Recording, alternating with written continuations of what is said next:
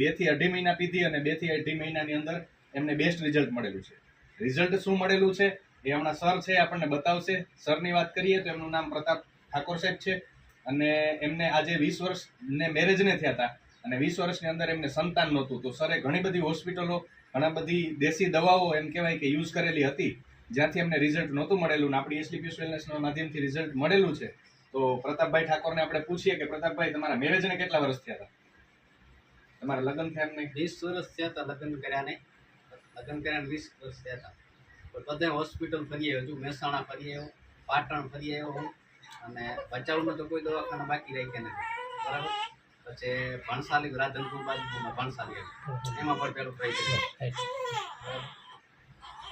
અને ત્યાંથી શું ડોક્ટરોએ કીધું હતું? ડોક્ટરે કીધું હતું કે રિઝલ્ટ આવી જશે પણ હજી સુધી કાંઈ રિઝલ્ટ આવ્યું નહીં. એમ કરીને સરે 20 વર્ષ દવાખાનામાં 20 વર્ષ સુધી દવા લીધી પણ કાંઈ રિઝલ્ટ